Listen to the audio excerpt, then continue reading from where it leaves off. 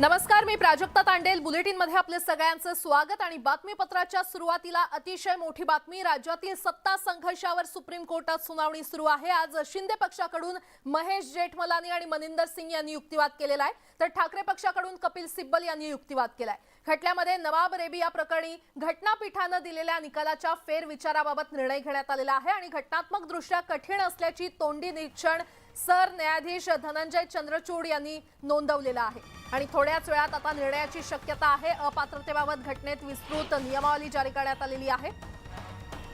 9 दिवसात सर्व घडामोडी घडल्या असा युक्तिवाद जेठमलानी यांनी केलेला आहे. तर आमदारांना 25 जूनला अपात्रतेची नोटीस बजावण्यात आली. नोटीस नंतर कोणतीही चर्चा झाली नसल्याचा युक्तिवाद जेठमलानी यांनी कोर्टात केलाय. त्यानंतर 27 तारखेपर्यंत उत्तर देण्याचा वेळ मिळाला होता.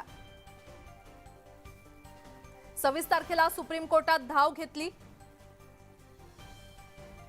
तर राज्यपालांनी 28 तारखेला बहुमत चाचणीची वेळ दिली होती. एकनाथ शिंदेंच्या मुलाचं कार्यालय जाळलं होतं असा देखील युक्तिवाद जेठमलानी यांनी आज कोर्टामध्ये केलेला आहे. म्हणूनच आमदार हे गुवाहाटीला गेले असल्याचं जेठमलानी यांनी म्हटलंय.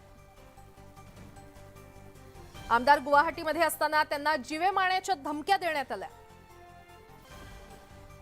तर 34 आमदारांना जीवाची भीती होती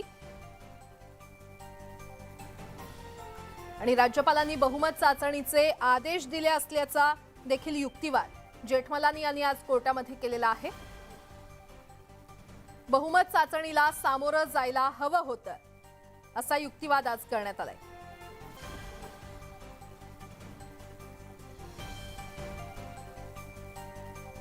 अध्यक्ष विश्वासमत प्रस्ताव लांबवू शकत नाही असा देखील युक्तिवाद आज कोर्टामध्ये जेठमलानी यांच्याकडून करण्यात आलेला आहे. त्यानंतर मनिंदर सिंग यांनी युक्तिवाद आज कोर्टामध्ये केलेला आहे.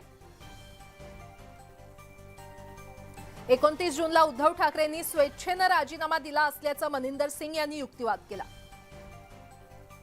बहुमत चाचणीमध्ये यशस्वी होणार नाही याची जाणीव त्यांना होती आणि म्हणून शिंदेंच्या पक्षाकडून मनिंदर सिंग यांनी हा युक्तिवाद केलेला आहे. तर सिंग यांच्याकडून अध्यक्ष अधिकारांवर देखील युक्तिवाद आज करण्यात आलेला आहे. मनिंदर सिंग यांच्याकडून कलम 179 चा संदर्भ यावेळी देण्यात आला. संपूर्ण लोकशाही निवडणुकांवर आधारित आहे असा युक्तिवाद मनिंदर सिंग यांनी केलाय. निवडणुका घेणं हा सर्वात महत्त्वाचा अधिकार आहे आणि आमदारांना 5 वर्षांचा अधिकार लोकशाहीनं दिला असल्याचा युक्तिवाद आज मनिंदर सिंग यांच्याकडून कोर्टात करण्यात आलेला आहे. आणि म्हणूनच आमदारांचा अधिकार काढता येणार नाही असा युक्तिवाद त्यांच्याकडून करण्यात आलाय.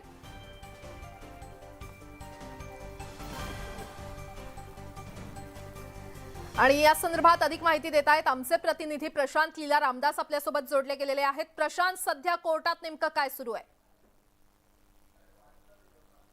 महत्वाचं म्हणजे कोर्टाची जेवणाची सुट्टी कोर्टाने घेतली नाही आहे आणि कपिल सिब्बल यांना आपला युक्तिवाद पूर्ण करण्याकरिता सांगितलं आहे.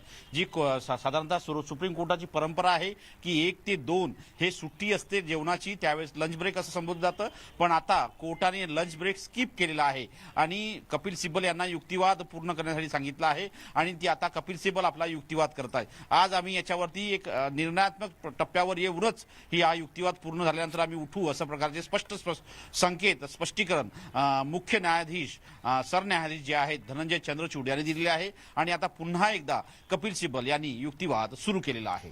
बरं प्रशांत, हे युक्तिवाद पाहता सगळं आजपासून जी काही सुनावणी सुरू आहे, आज सकाळपासून तिसरा दिवस आहे आज सुनावणीचा, त्यामुळे आजच्या दिवशी तरी निर्णय येणार की पुढची तारीख मिळणार, काय वाटतंय?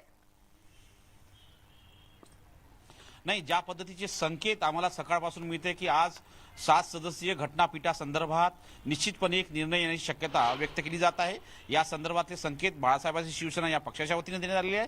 सोबतच शिवसेना उद्धव बाळासाहेब ठाकरे या पक्षाच्या वतीने त्या दोन्ही वकिलांच्या वतीने देखील देण्यात आले आहे. पण शेवटी निर्णय हा कोर्टाचा असतो. पण परंपरा अशी आहे यापूर्वीची की साधारणतः युक्तिवाद पूर्ण झाल्यानंतर समजा 7 सदस्य खंडपीठाकडे घटनापीठाकडे पाठवायचं असेल तर तात्काळ तसा निर्णय येतो. पण समजा आदेश जर रिझर्व्ह करायचा असेल, कुठला निर्णय हा रिझर्व्ह केला असेल तर तो राखून ठेवला असेल तर राखून ठेवण्याचा अधिकार देखील कोर्टाकडे असतो. त्यामुळे युक्तिवाद जेव्हा पूर्ण होईल तेव्हाच निश्चितपणे या संदर्भात स्पष्टपणे बोलता येणं शक्य होणार आहे. पण या घडीला ज्या पद्धतीचे संकेत आहे की 7 सदस्यीय घटनापीठाकडे हे या नवाब रेबिया आणि इतर जे प्रकरण आहे त्याची सुनावणी होण्याची शक्यता आहे आणि आगामी 2 महिन्यामध्ये ही सुनावणी निश्चितपणे पूर्ण होण्याची शक्यता व्यक्त केली जात आहे.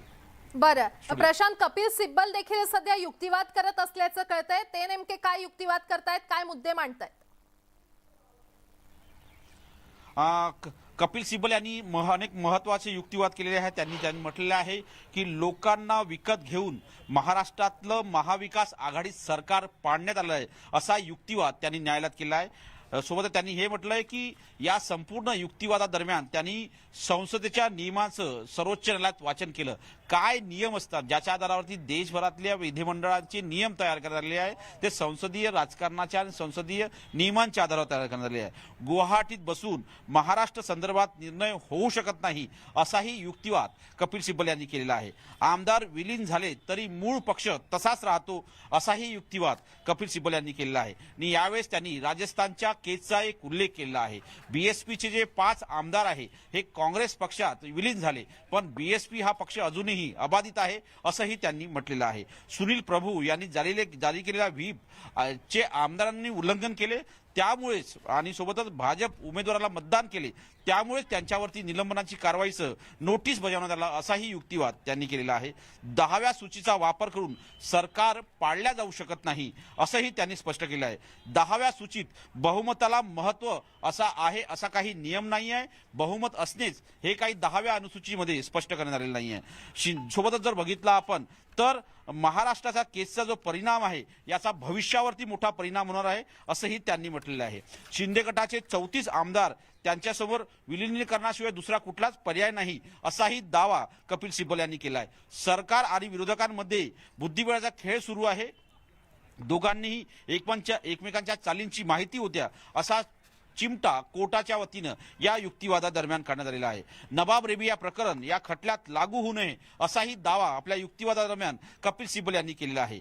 सोबतच त्यांनी आमदारांच्या अपात्रतेची कारवाई होऊ नये म्हणून अविश्वास प्रस्ताव आणला असाही युक्तिवाद कपिल सिब्बल यांनी केलेला आहे. विधानसभा अध्यक्षांचे अधिकार मोडीत काढण्याचा प्रयत्न होतोय कपिल सिब्बल यांनी असा कोर्टात युक्तिवाद केला आहे. विधानसभा अध्यक्षाविरोधात फक्त नोटीस दिली जाऊ शकते, अविश्वास प्रस्ताव नव्हता असाही कपिल सिब्बल यांनी युक्तिवाद केला आहे. अविश्वास प्रस्तावाच्या नोटीसचं वाचन देखील कपिल सिब्बल यांनी आपल्या या कोर्टात केलेलं आहे. अपात्रतेची नोटीस असताना आमदारांचे 3 तारखेला अध्यक्षासाठी आणि 4 तारखेला सरकारसाठी मतदान केलं हेही कोर्टानं निरीक्षण नोंदवलेलं आहे. अध्यक्षांनी कमी वेळ देऊन स्वतःची अडचणी निर्माण केली आहे अशा प्रकारचं ही निरीक्षण सर्वोच्च न्यायालयाने या संदर्भात व्यक्त केलेलं आहे. आणि सोबतच त्यांनी हे स्पष्ट केलं आहे बहुमत चाचणी झालीच नाही म्हणून अपात्रतेचा मुद्दा आला नाही. सर्वोच्च न्यायालयाचे हे निरीक्षण आहे. आणि सोबतच त्यांनी हा एक युक्तिवाद केलाय कपिल सिब्बलांनी अध्यक्षांनी तत्परता दाखवली असती तर सरकार पडले नसते. कपिल सिब्बल यांनी हा एक मोठा युक्तिवाद कोर्टात केलेला आहे. कायदेशीर सरकार पाडण्यात आलेलं आहे. ठाकरे गटाने वकील जे आहे ज्यांनी हा युक्तिवाद केलेला आहे. नोटीस दिल्यानंतर अपात्र करतील असे का वाटते या संदर्भातला प्रश्न कोर्टाने विचारलेला आहे. अशा प्रकारचा युक्तिवाद कपिल सिब्बल यांनी केलेला आहे.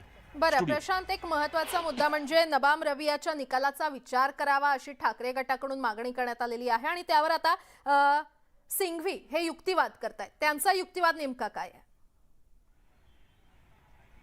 अभिषेक मनू सिंघवी हे देखील ठाकरे गटाचेच वकील आहेत.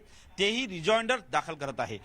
जर बघितलं आपण तर या सगळ्या प्रकरणामध्ये त्यांनी असं म्हटलेलं आहे की नवाब रेबियाच्या प्रकरणामधले जे कांगोरे आहेत जी चौकटबद्ध आहे ती चौकटबद्ध महाराष्ट्राच्या या घटनाक्रमामध्ये लागू होत नाही. कारण की नवाब रेबियाचे प्रकरण जे हे राज्यपालांचे अधिकार आणि विधानसभाच्या अध्यक्षांचे अधिकार या संदर्भातलं होतं. तर महाराष्ट्रामध्ये अपात्रतेचा मुद्दा विधानसभा अध्यक्ष, राज्यपाल याशिवाय सुनील प्रभू यांचा नोटीस सोबतच 3 लाईन व्हीपचा अवलंब, एकमेकांची कुरघोडी आणि सरकार पाडण्याच्या घडामोडी या सगळ्यांमध्ये आहे. साधारणतः 8 मुद्द्यांवरती हे सर्व प्रकरण चर्चेला जात आहे. त्या पद्धतीने युक्तिवाद होतोय. असं असताना नवाब रेबिया प्रकरण या संपूर्ण याच्यामध्ये निश्चितपणे फिट बसत नाही असा दावा अभिषेक मनू सिंघवी करीत आहेत. बरं प्रशांत, 3ऱ्या दिवसाची ही आजची सुनावणी आहे. गेल्या 2 दिवसात काय सुनावणी झाली, काय युक्तिवाद दोन्ही पक्षांकडून करण्यात आला आणि आज नेमके कोणते मुद्दे मांडलेले आहेत हे सविस्तर सांगा. महत्वाचं म्हणजे जर बघितलं गेल्या 2 दिवसांमध्ये सलग सुनावणी सुरू आहे. सकाळी 11 वाजता सुनावणी सुरू होतील, साधारणतः 4 वाजता सुनावणी संपते. 14 तारखेला ही सुनावणी सुरुवात झाली. पहिल्या दिवशी कपिल सिब्बल यांनी आपला युक्तिवाद केला. कशा पद्धतीने जे मुद्दे आहेत की हे प्रकरण कशा पद्धतीचं आहे, यामध्ये नवाब रेबियाच्या मुद्द्यावरून कसं हे प्रकरण नाही आहे, नवाब रेबियाची जी केस आहे ती यात कशी लागू होत नाही, हे या संदर्भातलं एक निरीक्षण आणि युक्तिवाद त्यांनी केले. आणि त्या संदर्भातला जो महाराष्ट्रातला घटनाक्रम आहे, जो घटनाक्रम आपण वारंवार सगळ्यांना सांगतोय, त्याचाही उल्लेख त्यांनी केलेला आहे. त्यानंतर अभिषेक मनू सिंघवी यांनी आपला युक्तिवाद पूर्ण केला. युक्तिवाद पूर्ण करताना अभिषेक मनू सिंघवींनी वेगवेगळ्या पद्धतीने जे मुद्दे आहेत ते मांडण्याचे प्रयत्न केले. मुद्दे असे की ज्यामध्ये पहिला मुद्दा त्यांनी जो मांडला होता तो खास करून 16 आमदारांच्या अपात्रतेचा, त्या संदर्भातला निर्णयासंदर्भात अध्यक्षांच्या अधिकारावरती घाला घालण्याचा प्रयत्न कुठेतरी करण्यात आलेला आहे, असंही त्यांनी दावा केला होता. त्यानंतर दुसऱ्या दिवशी जर बघितलं तर हरीश साळवे यांनी युक्तिवाद करण्याचा प्रयत्न केला. त्यांनी लंडनमधून आपला युक्तिवाद केला. ऑनलाईन पद्धतीने त्यांनी युक्तिवाद केला. साधारणतः 25 ते 30 मिनिटाचा युक्तिवाद केला. आणि त्यांनी 16 आमदार गेल्यानंतरही सरकार पडू शकत नाही असंही त्यांनी स्पष्ट केलं होतं. त्यानंतर सोबतच जर बघितलं तर नीरज किशन कोल यांनी आपला युक्तिवाद केला. या युक्तिवादानंतर मनिंदर सिंग यांचा युक्तिवाद होणार होता, पण मनिंदर सिंग यांचा युक्तिवाद झाला नाही. त्याऐवजी जे युक्तिवाद जर करायला बघितलं तर देवदत्त कामत यांनी देखील काल युक्तिवाद केला होता. या सगळ्या पार्श्वभूमीवरती आज जेव्हा पुन्हा एकदा सुनावणी झाली, ज्याचा मी वारंवार उल्लेख करतोय, असे अनेक मुद्दे आहेत ज्या मुद्द्यांच्या माध्यमातून दोनही पक्षांना एकमेकांना कचाट्यात पकडण्याचा प्रयत्न होतोय आणि कोर्ट त्या संदर्भात स्पष्टीकरण घेते. स्पष्टीकरण घेऊन कुठेतरी निर्णयाच्या दिशेने पोहोचण्याचा प्रयत्न 5 सदस्यीय घटनापीठ करत आहे. आणि त्याच दिशेने आता सध्या युक्तिवाद सुरू आहे. अभिषेक मनू सिंघवी सध्या रिजॉइंडर सादर करत आहे. यापूर्वी कपिल सिब्बल यांनी आपलं रिजॉइंडर दिलेलं आहे. होऊ शकतं यानंतर देवदत्त कामत देखील रिजॉइंडर देण्याची शक्यता व्यक्त केली जात आहे. आणि त्यानंतर होऊ शकतं की या संदर्भात 5 सदस्यीय घटनापीठ जे आहे ते निर्णय घेण्याची शक्यता आहे. बरं, निर्णयाच्या दिशेनं युक्तिवाद सुरू आहे असं तुम्ही म्हटलंत. मात्र जर निर्णय आज आला नाही, या सुनावणीला आणखी काही दिवसांचा कालावधी लागला किंवा आणखी काही महिन्यांचा कालावधी लागला, तर त्या पुढची नेमकी प्रक्रिया कशी असेल? कारण आजच्या निर्णयाकडे संपूर्ण राज्याचं लक्ष लागलेलं आहे. मात्र तरी देखील जर निर्णय आला नाही तर नेमका कुणाला फायदा, कुणाला नुकसान? जर बघितलं तर ज्या पद्धतीने कोर्टाचे संकेत आहे, निश्चितपणे ते निर्णय देऊ शकतात. जर निर्णय दिला नाही तर ते या संदर्भातला निर्णय राखून ठेवतील आणि कुठल्या तरी दिवशी तो निर्णय कशा पद्धतीने घोषित करतात त्या दिवशी घोषित करतील. साधारणतः सकाळी 10:30 वाजता आगामी काही दिवसात हा निर्णय घोषित होऊ शकतो. हा एक पर्याय सध्या कोर्टाकडे आहे.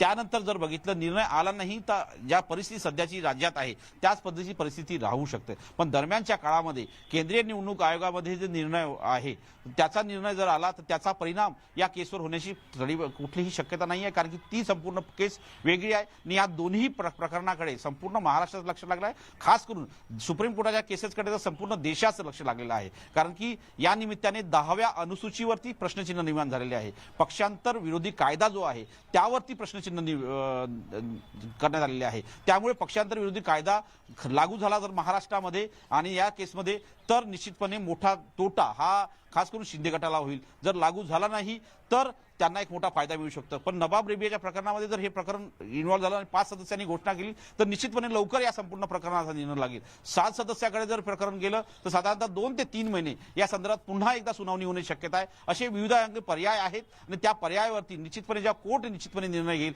तेव्हा स्पष्टपणे बोलणे शक्य होणार आहे. बरं, प्रशांत, तुम्ही एक मुद्दा इथे उल्लेख केला, पक्षांतर विरोधी कायदा. जर पक्षांतर विरोधी कायदा लागू झाला तर नेमकं काय होऊ शकतं आणि पक्षांतर विरोधी कायदा नेमकं काय सांगतं? जर पक्षांतर विरोधी कायदा लागू झाला तर या संदर्भात चर्चा करण्याकरता माझ्यासोबत ॲडव्होकेट राज पाटील आहे. समजा महाराष्ट्रामध्ये पक्षांतर विरोधी कायदा लागू झाला तर काय होऊ शकतं? त्यात पक्षांतर म्हणजे पक्षांतर बंदी कायदा जर लागू झाला तर एखादा गट फुटल्यानंतर एखाद्या पक्षात मर्ज व्हावं लागतं ह्या कायद्यानुसार. आणि ते कायद्याचं उल्लंघन एकनाथ शिंदे गटाने केलं नाही असं त्यांचा वारंवार हे असतो, युक्तिवाद असतो. आणि एकनाथ शिंदे गट हे नेहमी सांगतो की आम्ही पक्ष सोडलेला नसून पक्षाचं नेतृत्व फक्त म्हणजे वेगळं स्वीकारलं. आम्हीच मूळ शिवसेना. हा, तर आता ह्या केसमध्ये सगळ्यात महत्वाची गोष्ट आहे एखादा लीडर चेंज करणे हे या 10व्या अनुसूचीच्या अंतर्गत येतं का हे मान्य न्यायालय ह्या केसच्या संदर्भात ऐतिहासिक निर्णय देऊ शकतं. आता आजपर्यंत इतिहासात असं होत होतं की एखादा गट विभाजित होऊन दुसऱ्या पक्षात मर्ज होत होता किंवा तेवढी संख्या नसली तर मग ते पुन्हा एकदा निवडणुकीला सामोरे जात होते. पण इथं असं न होता एखादा गट मेजॉरिटीने बाहेर पडतो, म्हणजे बाजूला होतो, ते गव्हर्नमेंट पाडलं जातं. पण पक्षांतर विरोधी कायदा लागू होणार नाही असं जवळपास स्पष्ट, कारण की त्यांनी म्हटलेलं आहे की आम्हीच मूळ शिवसेना आहोत, आमचाच मूळ गट आहे, त्यामुळे हे वेगळं प्रकरण असं म्हणावं लागेल. स्टुडिओ. निश्चितच एक प्रकारे निर्णयाच्या दिशेनं हा युक्तिवाद सुरू असल्याचं पाहायला मिळत आहे. प्रशांत, वेळोवेळी तुमच्याकडून अपडेट घेत राहू. तुर्तास धन्यवाद या सविस्तर माहितीसाठी. या बातमीचे प्रत्येक अपडेट आम्ही तुमच्यापर्यंत पोहोचवणार आहोत. तुर्तास एक छोटासा ब्रेक घेतोय, लगेचच परत येतोय. पाहत रहा न्यूज 18 लोकमत.